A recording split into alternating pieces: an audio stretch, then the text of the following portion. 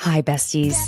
You've found your community bestie to share thoughts and opinions, recap the shows we love, Having too much fun. Bravo should be fun. and have piping hot gossip sessions about the celebrities and Bravo lebs we love, hate, and love to hate. He went on a podcast claiming he had a threesome with two women from the Real Housewives of Beverly Hills. Immediately, I was like, I wonder if it's Brandy and Carlton. I'm Caitlin Marshall, your pop culture and Bravo bestie. Allegations, allegedly allegations. And if you enjoy fun conversation between friends, listening to your bestie rant about shows we can't get enough of, plus enjoy a little bit of, well, ridiculousness. Oh my God. I'm sorry. There's a spider that is coming down. Hold on.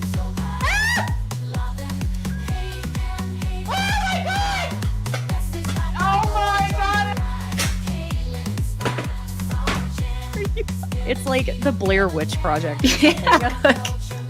Oh my God. Has anybody seen my ring? Oh my God. I don't want to ruin the party or anything. Have you seen my ring? Oh my God. Can you look on the floor for my ring? God, Joe's gonna kill me. Don't mess with me because I will come. What? Oh.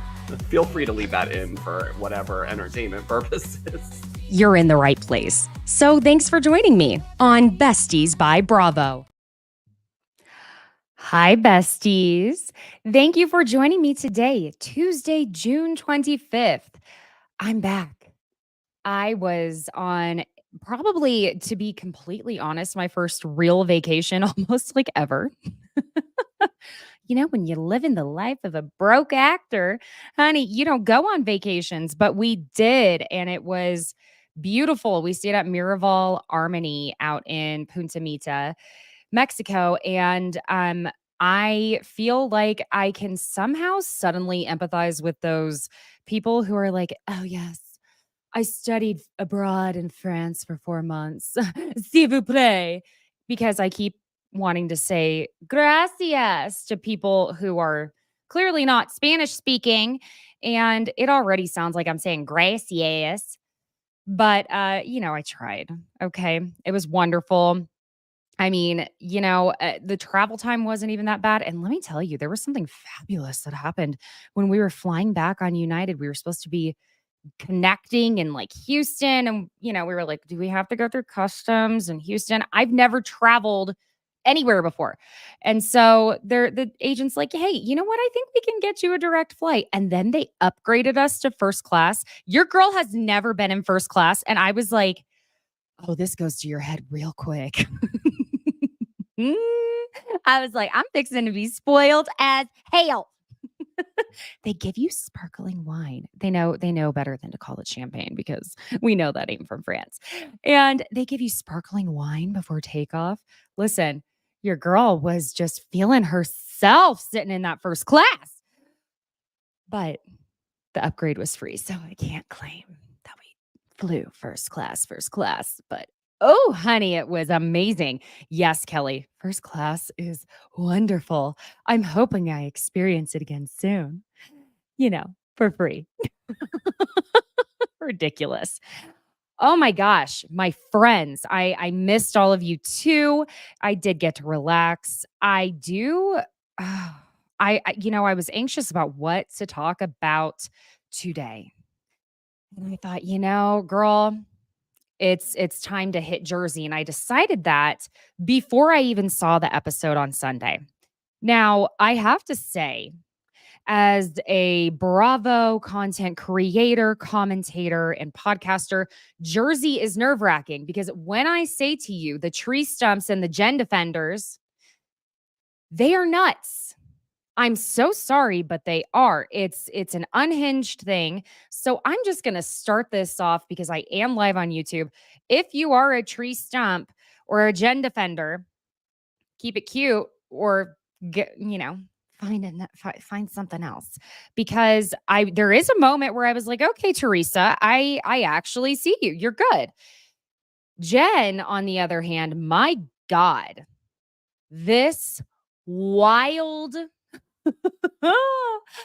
This was wild. Okay. I want to start this off by saying this is something I will even teach my son. You never, ever put your hands on someone first or do something to the effect of, yeah, go ahead and hit me type of thing. You feel me? But if someone gets physical with you first and you are prepared, feel free to finish it. But you don't grab sharp objects. Yeah. You don't aim to finish in the final way. You go ahead and let them know.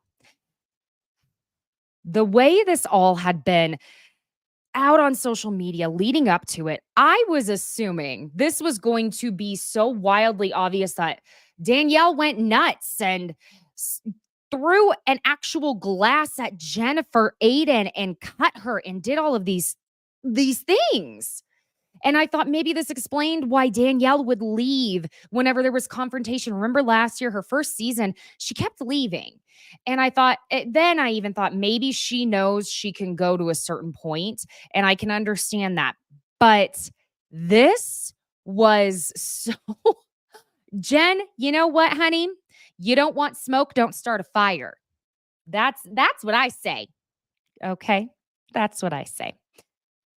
I'm saving gossip for Thursday. I don't know if Giorgio's joining me. I know he's been busy. But I am saving the gossip for then because I want to catch up on all of it. I actually put my phone down for the most part, except to be like, oh my God, can you take my picture? Like, I want to know how to take pictures like an influencer. I've never traveled. I did my best. That being said, the beginning of this episode, let's just jump in. You know what I mean? Let's just do it because there's a lot here. I'm sorry, I keep laughing because it's wild. So really at the beginning of this, Jennifer Aidan is mad at Danielle for the fact that Jennifer says she helped her sell tickets for Danielle's charity event and that Danielle did not put Aidan Plastic Surgery Center on the step and repeat. This is my very first sentence in my notes. And do you know how many times this gets repeated throughout the episode? It was such a redundant and recurring theme of this people talking about the same stuff they're pissed about. Okay. Dolores is mad at Jackie for calling her a slob because she didn't tag her in this baseball photo. And Teresa is simply currently obsessed with taking down Margaret. And here's the thing, nobody is on the same page. And they're not, quote unquote, like playing well together with each other's storylines. Almost like if they were in a comedy troupe or doing improv, they would be called out for not playing along. It's like anything. And this mostly is going to this healing session that Teresa brings Dolores and Jennifer to. And this healing session, my God, poor Dolores, she's like, I can't even focus on this. I've got too much shit going on in my brain.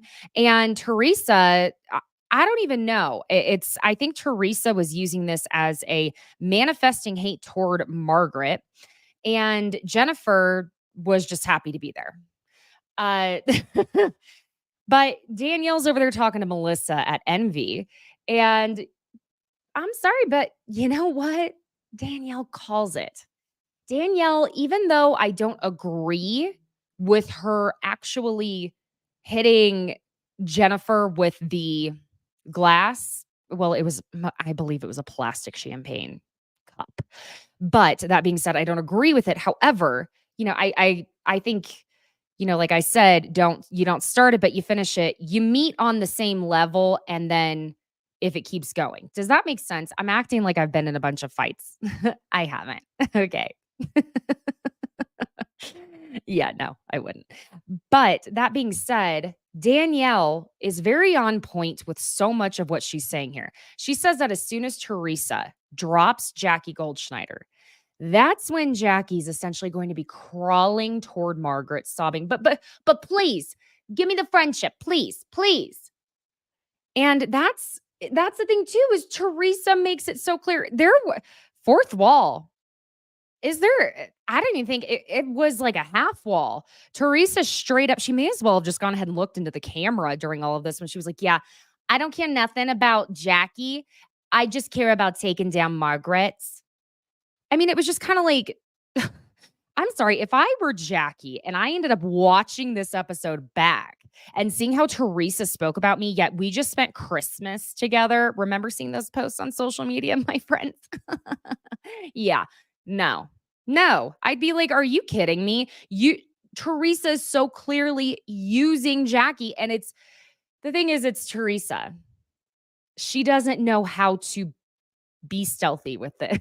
She's just like, "Hey, yo, Jackie, you better be loyal to me. You better take down Margaret, or else I'm not gonna play with you on that side of the playgrounds." Dolores is explaining to Teresa and Jennifer about Jackie. And this is what's I'm sorry, but when Teresa's listening to her talk about this, the look on her face. There are a lot of looks on people's faces in this episode that I got a lot from. And I mean, it's like wind blowing between the ears. I don't know. It's like do do do do do do do do do. And I don't know. Maybe it's the Muppet Babies theme song. Muppet Babies. That's all I think is happening between there because that hamster is either exhausted on the wheel up there or it's not doing anything. It's kind of going for a healthy walk and less on a jog on the wheel. Does that make sense? Dolores says she thinks Jackie is saddling up to Teresa to sell her book. And I mean, yeah, is she wrong? And this is what's difficult is I may be in the minority. I used to really like Jackie. I've always found Jackie to be very intelligent. I found her to be well-spoken, ready to fire right back. But it's like this flop switch is too quick, too harsh. If she doesn't want to be friends with Margaret anymore for whatever reason, that's fine. But it's a little too obvious, the agenda that she's immediately jumping ship to hop on the upper deck of Teresa Giudice. Okay. It's it's transparent, baby. I don't know how else to say it. You want to be on the show. I understand that. It's hard to come down from being a main cast member on this show. But at what cost sometimes? Is all you have to bring is throwing friendships under the bus and desperately garnering new ones? Because it's just listen, there's something nobody likes. Nobody, and that's desperation. Now, okay. Again, it's interesting how Teresa says, "Who cares about Jackie? She's a fucking stupid bitch." Because she's all about exposing Margaret. And Teresa saying in her confessional that she thinks Jackie thinks she's the smartest person in the room. And Teresa tells them, as in Jennifer and Dolores, that Margaret's is the root of all evil. And that because Margaret and Jackie have been so close, it's a little sus.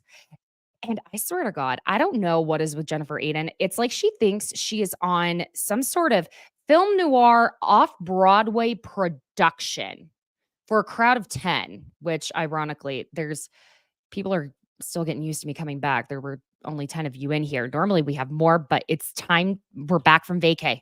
Join the crowd, besties. Anywho, just had to make fun of myself while I'm making fun of her because that's not fair to only make fun of them if I can't make fun of myself. But I'm so grateful for each and every individual one of you. Jen goes, "Jackie is the gatekeeper to Margaret's arsenal." And man, girl, she really thinks she did something there.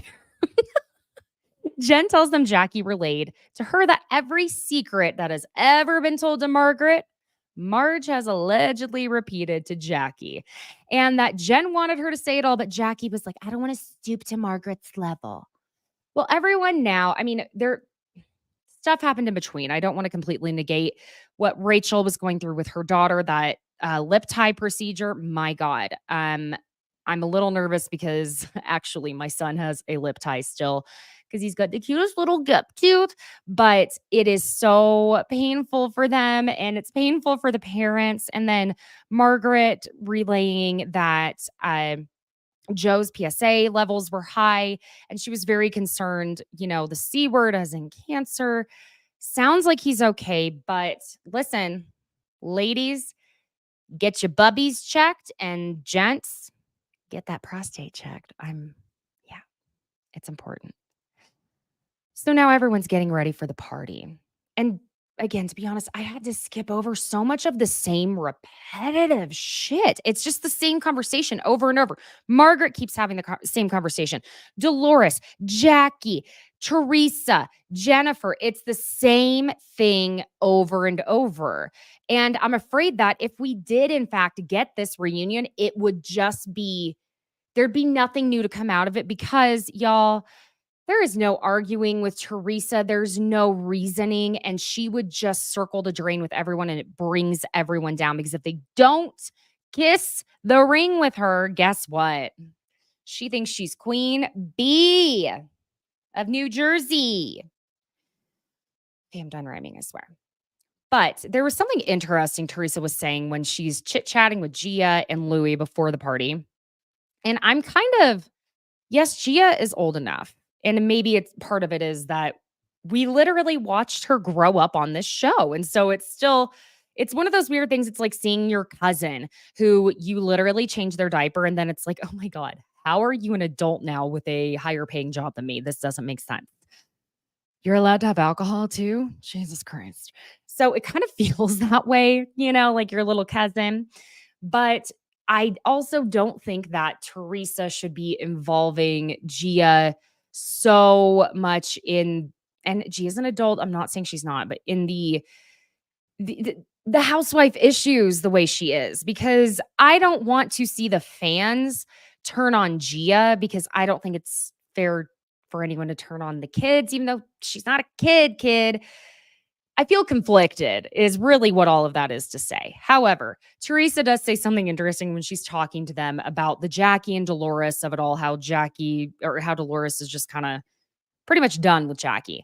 And Teresa says that she and Louie are the ones going through some real shit, not whatever petty friendship drama this is. And she's quite literally referring to people outing Louie as a human being. He's shady. He's shady. Shady boots at the party. This was hard too. I love me some messy Fessy. I love Jen Fessler. But this little moment wasn't cute, Jen. Jen, I love you, but no, ma'am. No, ma'am. Teresa is telling Jen Fessler about how they took a PJ private jet. Did I tell you I rode first class? I know what a PJ is. Just kidding. Stupid. Anyway, they took a private jet to Tulum to celebrate Teresa's 50th. And that if Jen, stuck around being friends with her, then maybe she could too for her birthday. And Jen thought it was a cute joke to be like, oh, what? Okay, Margaret who? Listen, I'm all about be friends with who you want. That is 1000%. You're an adult. No one should be giving you too much shit about who you're friends with. But girl, that wasn't cute. If I were Margaret, that would have hurt my feelings. Wouldn't necessarily be friendship ending for me, but my feelings would have been hurt. I know it was a joke. I can take a joke, but it wasn't that funny. So the absolute hilarity to me of when Jackie is talking to Teresa and Jennifer, and they're asking her, about the whole text message that Margaret exposed between herself and Jackie to Dolores. Jennifer asks Jackie if she said she hated Dolores. And Jackie says, well, I felt that way in the moment. And Jen actually thinks she is going to ever at any point in this whole evening have a leg to stand on by saying, Jackie, that's kind of extreme. Ma'am, you are literally about to go to the utmost extreme. But yeah, at least Jackie only used her words. So it becomes a Margaret is horrible. bash session. And Fessler at least sort of is trying to say that she doesn't want to take part in this, and she's acting like she's very uncomfortable. Fessy, you got to say this a little louder if you want to actually make a point. You may as well have just walked away. Yeah. So Teresa gets to the point that she's now grilling Jackie with the "why are you still protecting us" thing regarding Margaret. And here's the thing. Teresa is she's got more than a tumbleweed up there if she's having the foresight to plant these seeds as hard as she can. She's tilling that soil because she wants to let Jackie know that she better be ready to pick that side and be loyal and be ready to take Margaret down. Because without Jackie being willing to take Margaret down, guess what? Teresa has made it crystal effing clear she has zero use for her. Listen, Teresa has a dictionary app on her phone. She probably didn't download it, but she could. Okay, she could. She doesn't need Jackie for the dictionary. Okay. So there's no use for Jackie for her if Jackie does not give up the goods. Because then Teresa says to Jackie, she's buttering her up, saying, "Listen, as my friend," wanting her to feel like they're actually friends, because this is the way Teresa starts out any friendship. She's going to bully you into this, being like, "You want my friendship, you need my friendship." She'll be sweet and kind right at first, and then, "If you're loyal, you're going to do this or that for me."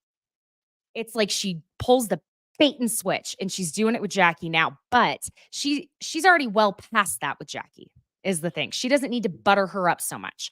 Now she's like, "I'm laying down the laws. This is what I say." So Jackie ends up talking to Dolores, and she starts pulling. I mean, honestly, I didn't buy Jackie's tears. She was trying to say it was like a gut punch to not get tagged in the photo. Look, do I actually empathize and understand that it would be hurtful to be the only one not tagged when you're consistently left out? Yes, but I'm also a grown adult who is not going to have a conniption fit over someone not tagging me in a post. Now listen, there's something else to be discussed, which is when content creators, if you make content and then another content creator reposts your content without tagging you, that's shitty. That is called stealing work.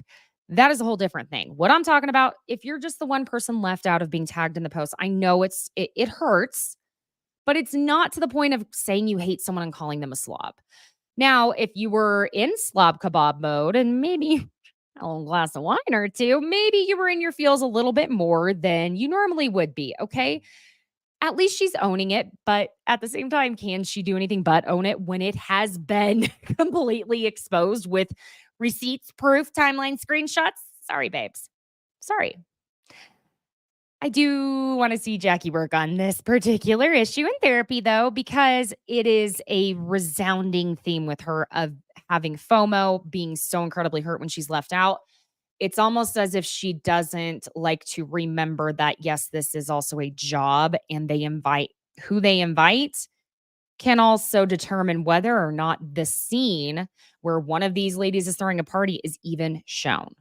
And if it's not a good party scene, then guess what? It's not going to make the cut. So it's not there's strategy to this, my friend. Okay. But you know what? Dolores isn't buying it because when my God.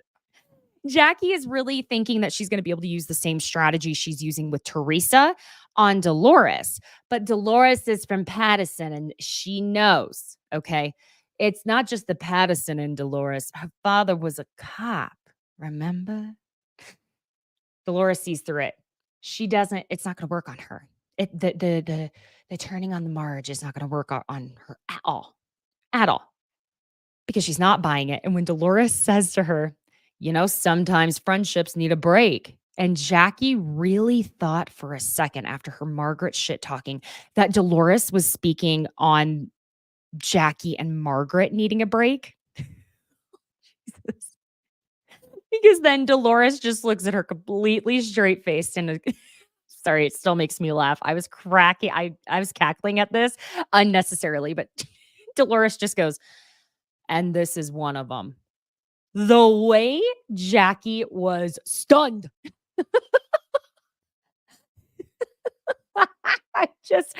Jackie thought she was going to be able to pin the whole effing thing on Margaret. Dolores says in her confessional that if Jackie hadn't been talking so much shit, then Margaret wouldn't have had anything to show her. And Jackie's whole argument is that Margaret never puts anything in writing.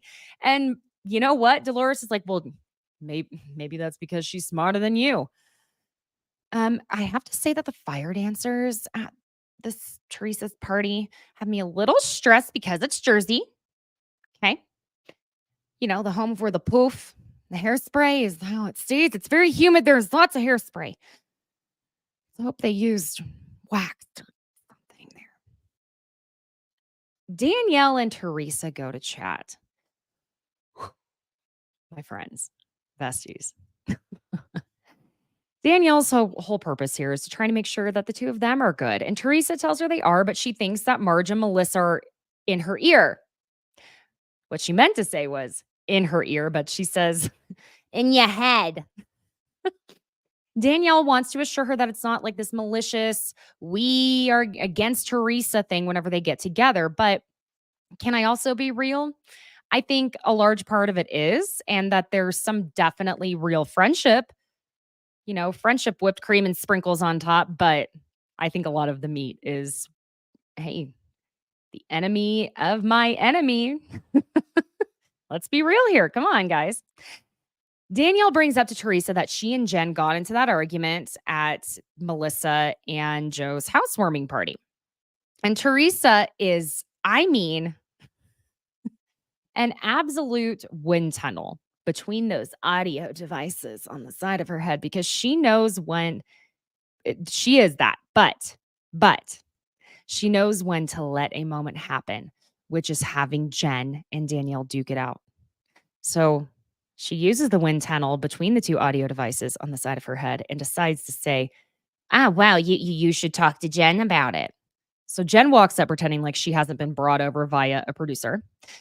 And here was the thing. The whole thing of Lena and Laura being brought up, I was like, what? Because since I haven't been recapping, I've just been watching Jersey for fun, so I haven't been over analyzing every moment. And I'm like, Lena and Laura, what the hell? Well, I got to the crux of this whole, Danielle kicked someone out of this party, the VIP area, and it being Danielle saying, it was a security issue, blah, blah, blah. It wasn't a security issue. Clearly, it was the fact that, now I'm going to mix up, I believe it was Laura who told Jennifer Aidan last year that she saw Melissa Gorga allegedly making out with a different man than Joe Gorga in the back of a car. And that's where Jennifer ended up telling Danielle that, even though, remember, it was a question if it was a full-blown setup, which obviously it was. But because Melissa and Joe already knew about this alleged rumor, nastiness. So Lena is friends with Laura. And Danielle didn't want, like us, like me, asshole vloggers at her charity event in the VIP area because they wanted a break from the fans. Okay, F both of you at this point. Thank you. The charity event, So with the charity event, Danielle claims that she paid the vendors of the event with the profit that came. Okay.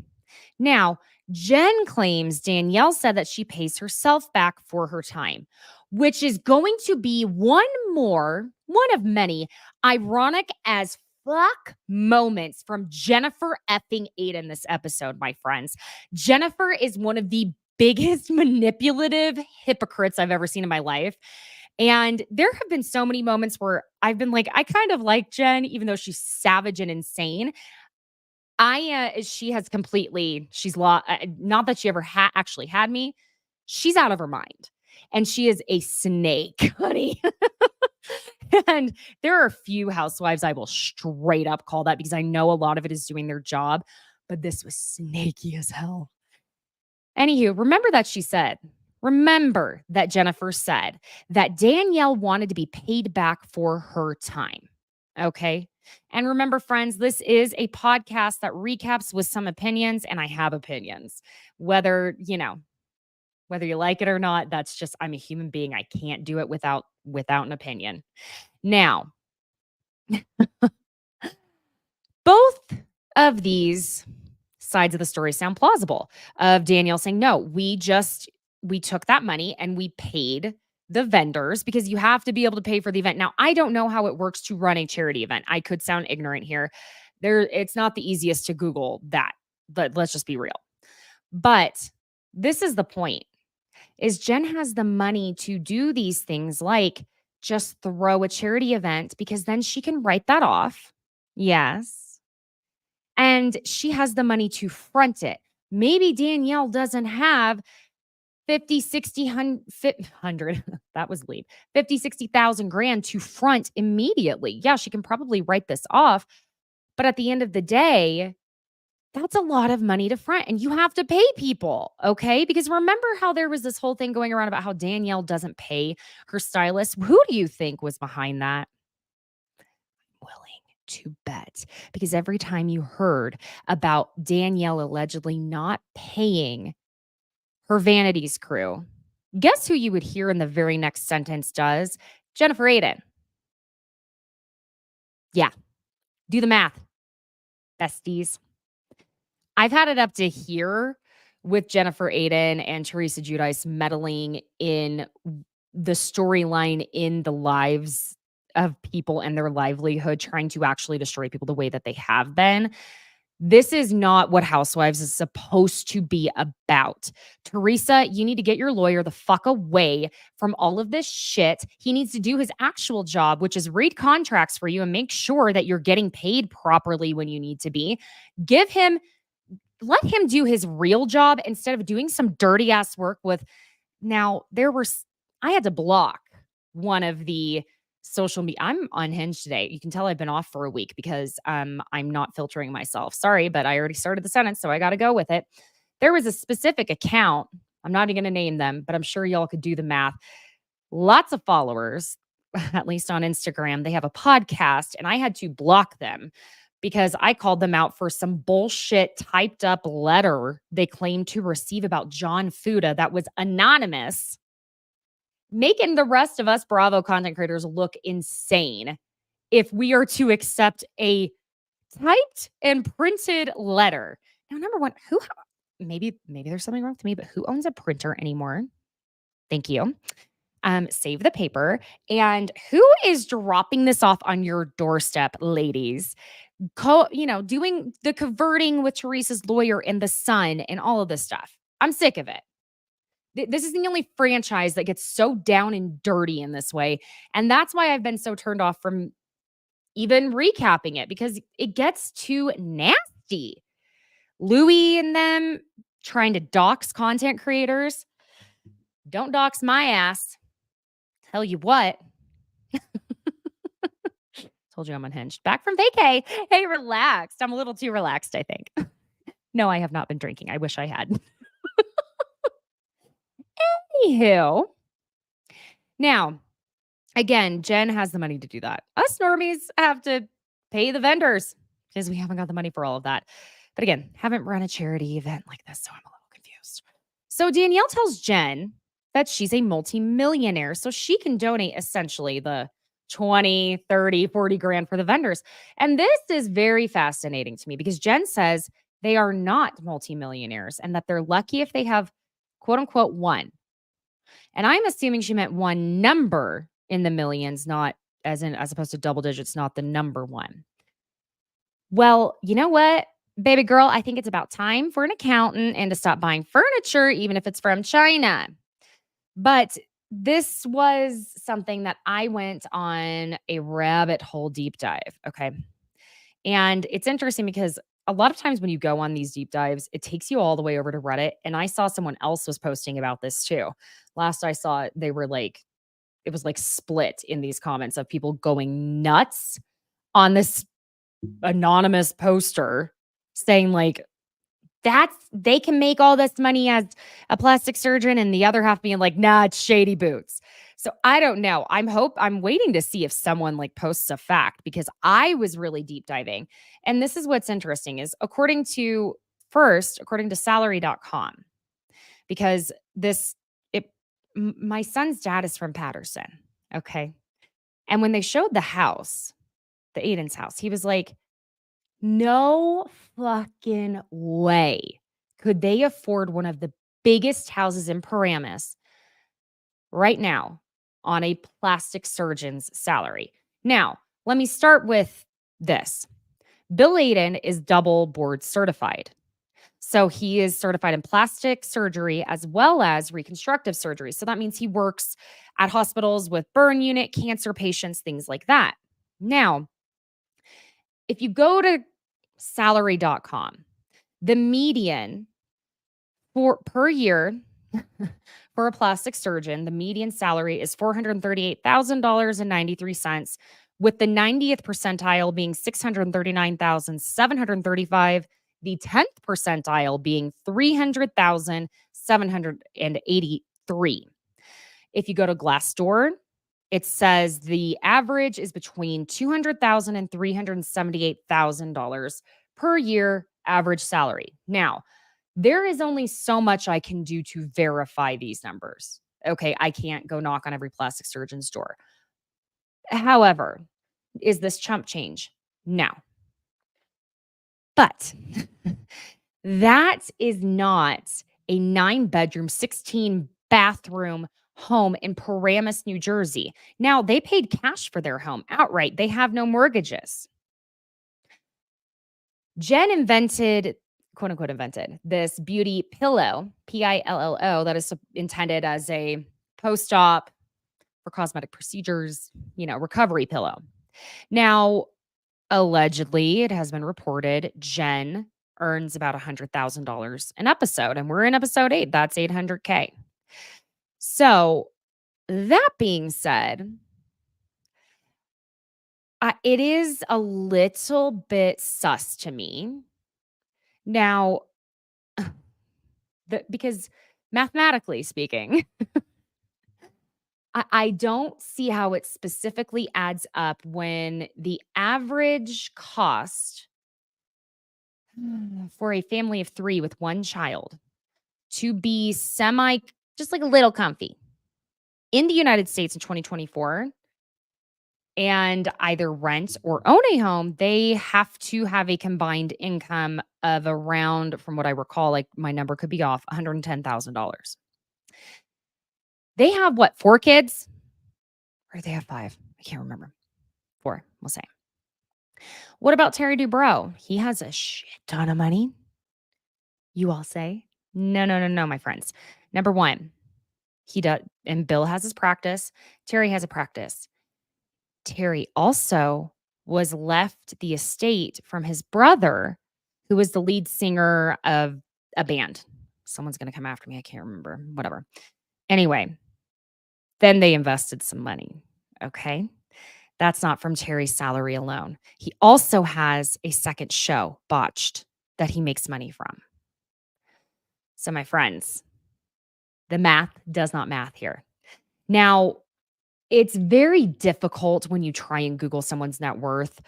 It says that the Aidens are worth $11 million. Y'all, I don't know. I don't think that they're worth that much, to be honest, regardless of where the money is or is not coming from. Bill's father, because I thought maybe Bill comes from money. But when I did some searching, Bill's father was a factory worker. And then when they immigrated here to the US, he was working as a janitor in a hospital. This was per like Turks Today or something, did an interview with them, with the Aidens. And we know Jennifer's family has been in the jewelry business. And so my assumption is if there was any family money at this point, maybe it came from Jen's family. But they did have familial financial support when Bill was a resident, because that money ain't coming in at that point yet. So it's really interesting to me that, yes, I'm sorry. Thank you, Just Kelly. Terry's brother was in Quiet Riot. See, it was a name that I knew I was going to be like, oh, someone's going to kill me for this. Oops. But let me just say, I know New Jersey has no sales tax, but it does. Yeah. 9 bedrooms, 16 bathrooms, an indoor basketball court, outdoor pool house, and what looked to be like an extra shed, a Ferrari, lots of Chanel, because we can't have fake handbags. I can spot those a mile away. And 4 or 5 kiddos? Doesn't add up. Okay. Because again, when you Google someone's net worth, it's most likely inaccurate. That's why I can give you the information, but you're going to see it and you're going to be like, yeah, that just doesn't seem right. Because they tried to report Bill earns $100,000 from his practice a year. I highly doubt that's all he earns from his practice. But from my understanding, he also teaches as well. But yeah. More to the point, Danielle is correct. The 16 bathrooms, Ferrari, 9 bedrooms, of it all. She flaunts the money until it comes down to, let's say, proving it, I guess. Because listen, she was all about even her kids' birthday parties costing so much money. Those had to cost a minimum of $10,000. I mean, remember how appalled she was by Jackie's Pizza, basketball, pool, and Amazon box party for her kid? Anywho. And yes, that's right. Aisha B. Jordan, all Jen Aidan talked about was her money when they came on the show. Exactly. Y'all, it's just very fascinating to me how effing loud Jen has been about her money, her zero limit credit cards until it came down to it. Fascinating. But Jen once again brings up that Danielle didn't put Aidan plastic surgery on the step and repeat at this charity event. And she wants Teresa to get mad at Danielle about it too, because Teresa's actually being semi-reasonable for a moment here. She's seeing Danielle's side in all of this because Danielle's like, well, what did you do for this? You helped sell tickets, which I'm sorry, I have at least been like part of, hey, come to this charity event or something like that. You don't do that with expectation of marketing in return. She makes no sense. I would hope she was at least drunk or something. It was just so asinine that the words spilling out of her mouth. Anyway, Jen says to Teresa, oh, or she could have put, say, namaste bitches up there. Jen knows that Teresa barely thinks for herself at all, and that if she can tell Teresa she's supposed to be mad about something, then maybe she will. So that's why she's doing that. And Danielle asks Jen if she cut a check for the event or anything. And the motherfucking irony of Jen essentially telling Danielle she paid herself for her time. She paid with her time. So because Jen gave her time, she expected something in return. She wanted to be paid for her time in lieu of free marketing. I swear to God. And Danielle points out that there were small businesses who paid to have their name on the step and repeat. Now, this is something that I could recall. And, remember the programs for during, football season, basketball season, things like that when we were all in high school. And sometimes and I remember when I did pageants, there would be a contestant that had quote unquote sponsors who helped them be able to pay to compete. That sponsor's name would be listed. It was like an advertisement for them. You pay to have that spot. It's not like an ad. Jesus. Sorry, my brain's just exploding because I'm about to lose my shit on this one. So Danielle tells Jennifer that they put the names of the people up there that did things for the event. And again, Jennifer's like, but my time. My time. Why don't I get paid for my time? Because Jennifer goes, we showed up to it. So again, you want compensation for your time, Jennifer, which is exactly what you accused Danielle of wanting to do. What is it, Jennifer? Is it right or wrong? Jen's telling Danielle that she's just not thoughtful and that she has tunnel vision. And Danielle's at her breaking point of trying to explain shit to Jennifer. Danielle's genuinely just like at this point, if she's not understanding this whole thing over Jen wanting the Aidan plastic surgery on the step and repeat of the charity event. And so Jennifer says there's something else that happened with Danielle that turned her off and is literally making Danielle pull it out of her inch by inch by being like, well, I don't want to say. Bitch, what the? I mean, the way, if I were Danielle, I would have been losing my mother effing patience too. I'm not going to lie to you. I would be like, look, either be a woman and speak up because you have lots to say, or shut up and go home. I would be fed up as well. Okay. So it's absolutely insane.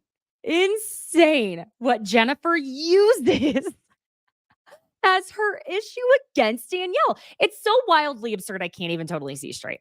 Jen brings up this photo shoot that she was going to do for Marissa. Marissa is both Danielle and Dolores's hairstylist. Got it?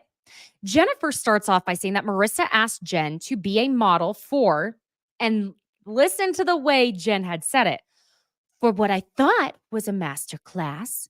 And the way she said, for what I thought was a master class, gave her own whole ass away. She was annoyed that it was, in fact, not a master class that Marissa was asking her to partake in for hair extensions. And it drives home how two-faced and full of shit Jennifer Aidan is. I'm sorry. I didn't mean for this to be a full Jennifer Aidan hate session, but here we go. Jen says that Danielle called her and asked her if she knew what she signed up for with Marissa, her hairstylist, and that she clarified for Jennifer that it was to be a model for Marissa's hair extension line, and that this would go on Marissa's website where she would make money off of these extensions that people would buy from the website and that they would be wearing for the photos. You know, what you do when you're a model, okay? And Danielle said that they would not be getting paid. So that's when Jen goes, but like, I was turned off that you wanted to make money on somebody that I would think you considered a friend. Oh, this dumb bitch. I'm sorry. But oh my God, because here's the deal. I guarantee that it was a mutually beneficial favor on both ends for Danielle and Dolores to do this for their own hairstylist, Marissa. The caveat being that they get their extensions done for free. And you know what? Marissa gets to use them for the marketing. Oh, look, it's the ones Dolores and Danielle wear. Fantastic. That's what that was about. That's usually how things like this work. Whenever you're going to be a model for, a hairstylist, things like that, it's usually just mutually beneficial. It's either you're getting paid or you get a service done for free that you need to get done without having to pay for it. All of that. That's what free is. Great explanation, Caitlin. Way to mansplain that one. But it's a great way for stylists to build their socials, lookbooks, things like that. But the way at this point, Danielle is completely flabbergasted. And honest to God, I would be too, because the way this conversation is explained by Danielle, I'll tell you why I'm so fully on Danielle's side, is it makes a million times more sense coming out of Danielle's mouth. Jennifer is trying to say, because it's still, I can't even wrap my head around what Jennifer is trying to say as she's explaining it. Jennifer is trying to say that Danielle was essentially pissed about them not getting paid to do the photo shoot, which if she was, then why the fuck did she still do it? And why does she still use the same hairstylist? Hello? Jesus Christ. And here's the other thing. Danielle's reasoning was to let Jennifer know, because it seems like Danielle probably felt a sense of responsibility as it being her hairstylist. I don't cheat on my hairstylist. My nail girl's nobody. I don't cheat. And as a former licensed barber, hairstylist, I know that I keep with my people or else I have to move on and find a new one if I'm going to go cheat because, and it's not that you can't come back, okay? It's not that. But as a stylist, having to go in and correct someone else's work, and even if they didn't do anything wrong, but even to do the service when someone else cuts it, and we don't know, that's the other thing that's not being considered. If Marissa had cut their hair to blend with the extensions, do you know how different of a haircut that is? It is. Whether anyone likes to admit it or not, there are going to be stylists out there being like, actually, no. Actually, yes. Otherwise, it looks like garbage. You have to make some alterations to the natural hair as well as the extensions to blend it. Yes, I was certified in hair extensions as well. So you have to find the guide, which I'm probably, if you didn't do hair, yeah. The guide is exactly the thing that you follow to cut around the head, up, over, angle. Trying to find someone else's guide. Or if you don't even know if they use certain types of color, it makes the process unpredictable. It's doable. I'm not saying it's not, but could end up changing everything. And Danielle clearly felt responsible for Jen being asked to do the photo shoot and didn't want Jen showing up being like, well, why didn't you tell me that this was a photo shoot? That my own stylist will see me promoting someone else, baby. Such bullshit. Bullshit, Jennifer Aidan. Bull. But this is when it takes a full one mother 80 deep dive off the deep end without the pool floaties. Because Danielle looks at her and she sees her completely. She clocks it. That she knew Jennifer would have flipped the F out if she had shown up and didn't know what she was being wrangled into.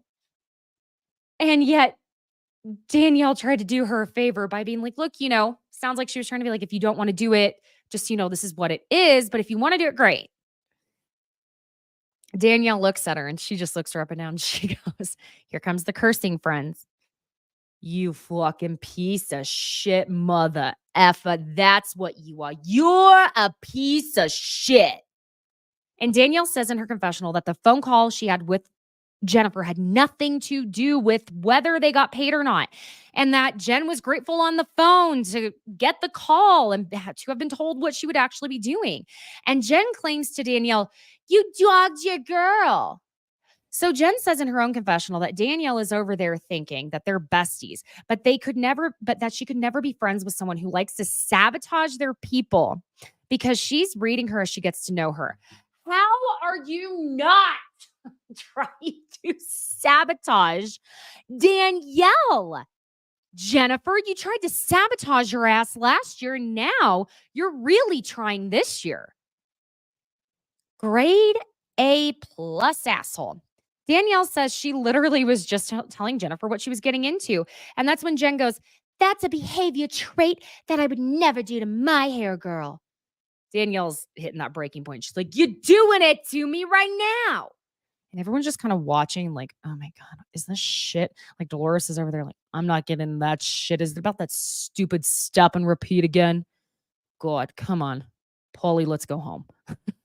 Jen's telling Danielle that it's because of her bad behavior that she's doing this to her right now.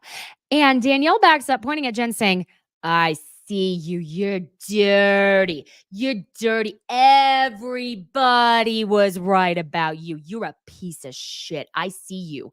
I want you to know that. Jennifer tells her that she just needs to calm down. And Danielle lowers her voice, but she does step closer to Jen. Now, is she in her space? Yes. But Danielle says to Jen, you're a fucking dirtbag. And yes, at this moment, Danielle is in her space, but she is not even taking another step forward.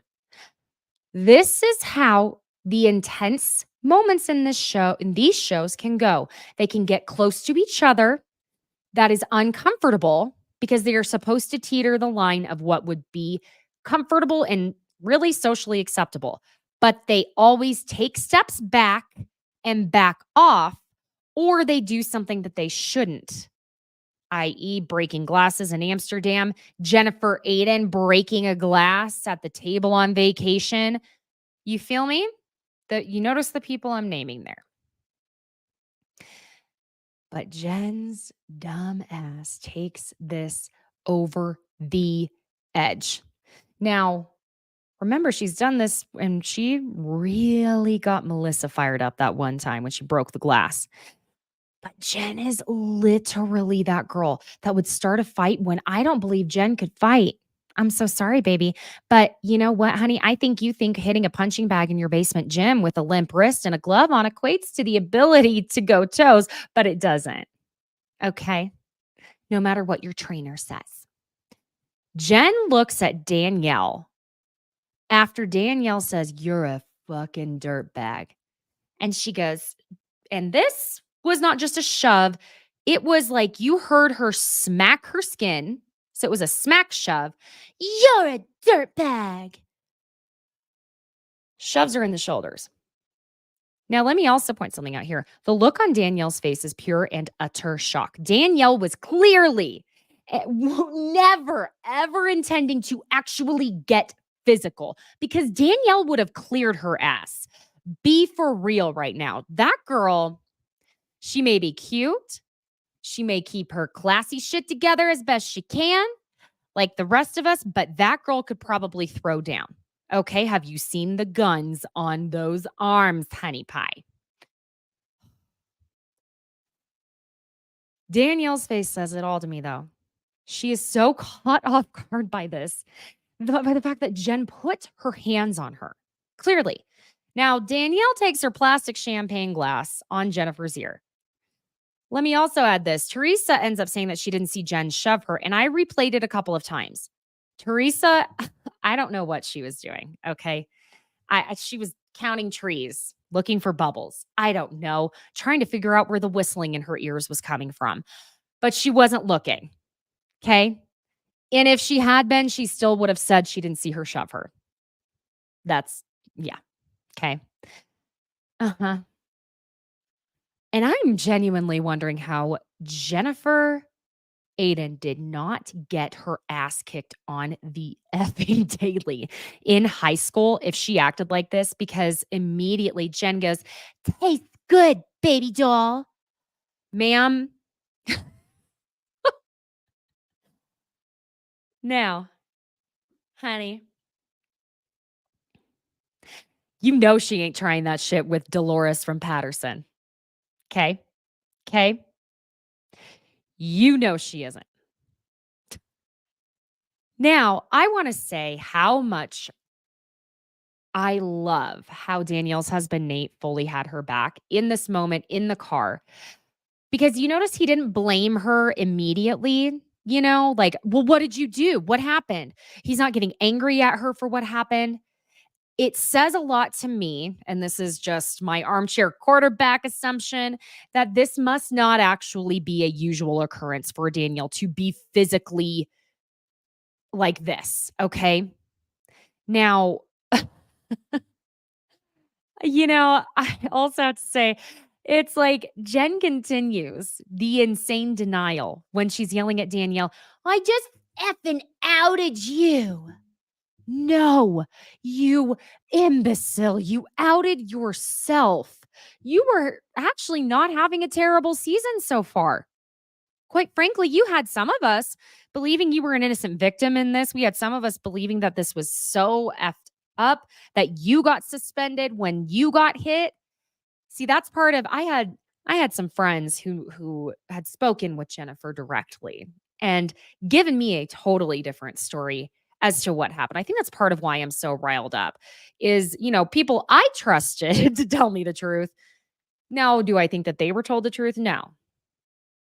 But that's how easy people like Jennifer and Teresa have it with their devoted followers.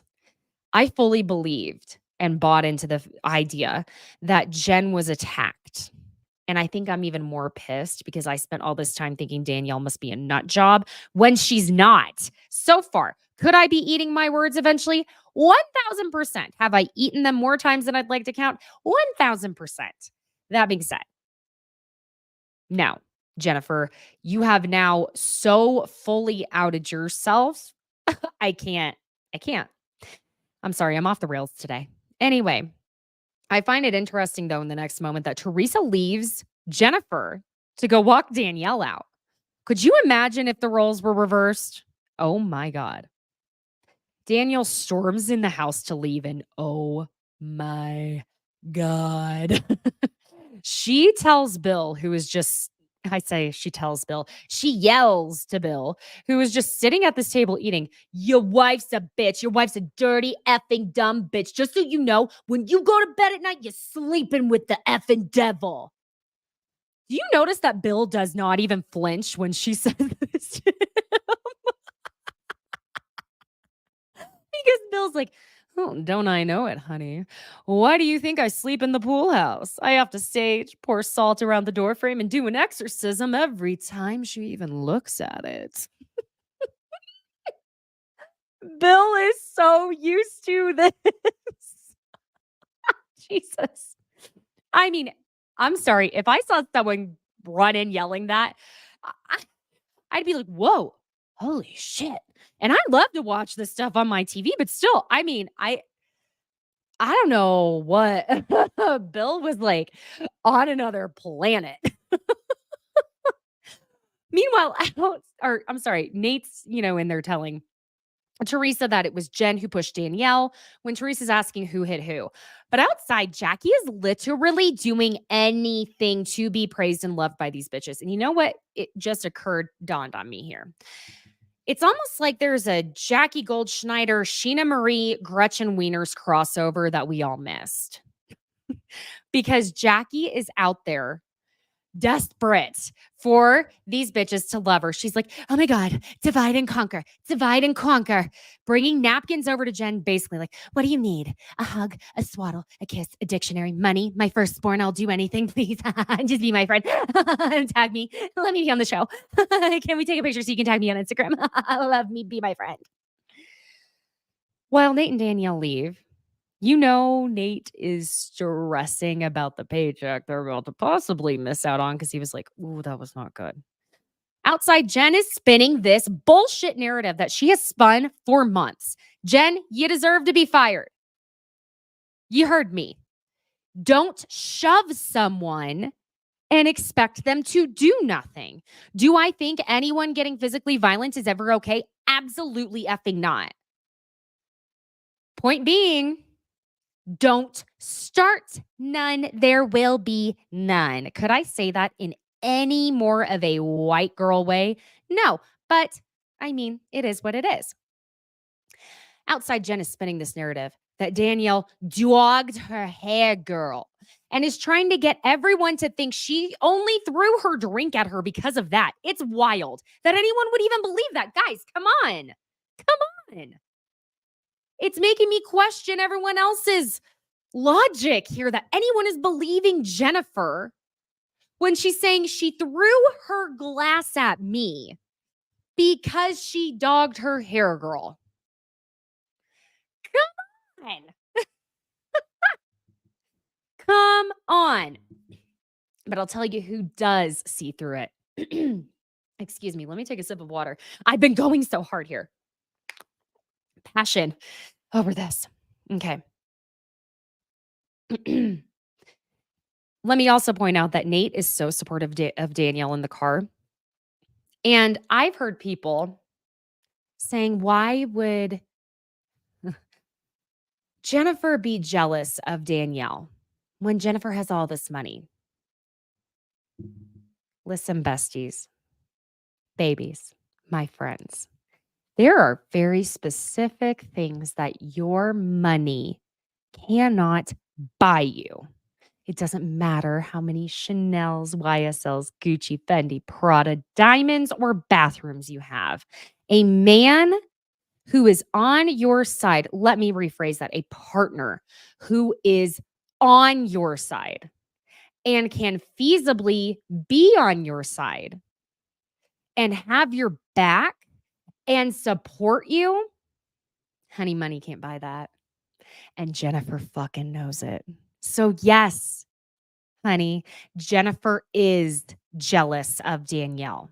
She's jealous that Danielle and Nate have that relationship. And I don't give a fuck who disagrees with me because I think that is true.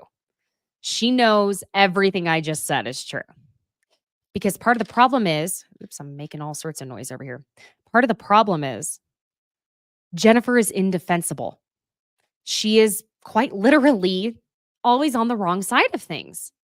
She is so rarely being logical, mature, emotionally mature, or emotionally intelligent. She is so often being a petulant child that it's impossible. So Bill can't even defend her. And I'm not saying Bill is this perfect man. We don't really even know him that well. But how could you defend her? Jesus. And back to the fact that I love Delo is seeing it for what it is. She tells Polly that Jen pushed Danielle too far, and he agrees. He's like, "Yeah, I'm not even gonna try and do the Irish accent. I'm gonna sound like an idiot." He's saying, you can't do that type of shit to someone like Danielle. And Dolores goes in and asks Jen if she pushed Danielle.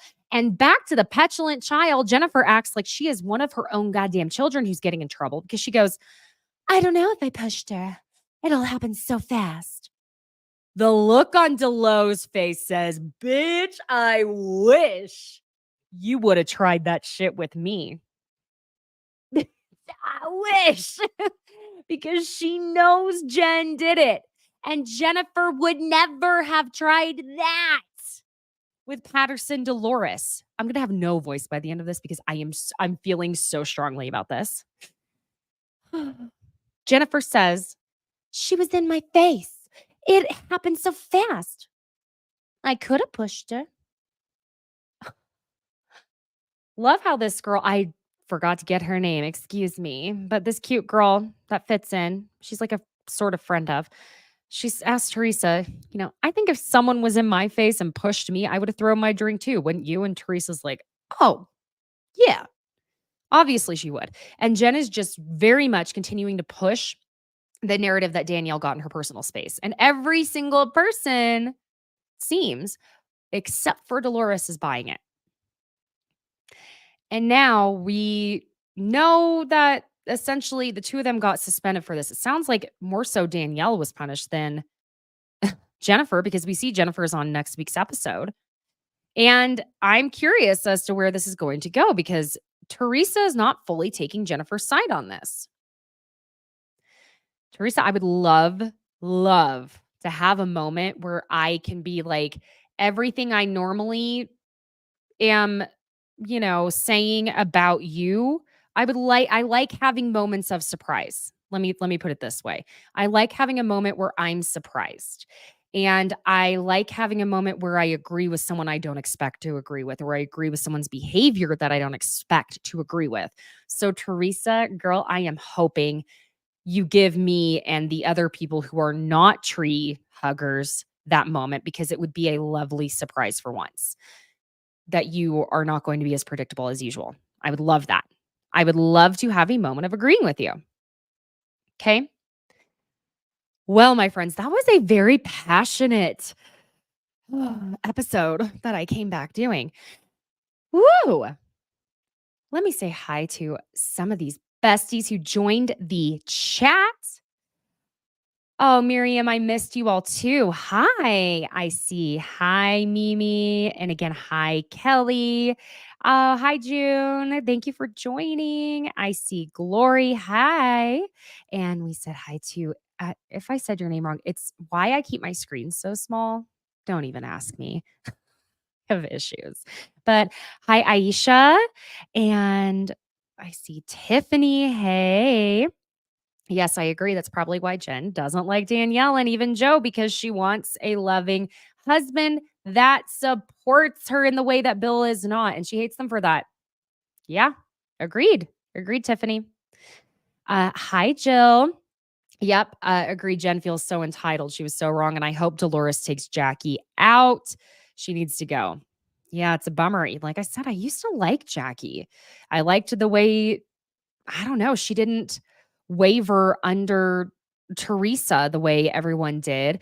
And, I liked when, I don't know, she could use her words a little bit better. some of the people on the cast. Does that make sense? I'm not calling anyone stupid. I promise. If anyone's stupid, it's me. Okay, just kidding. I'm not. Anyway, besties.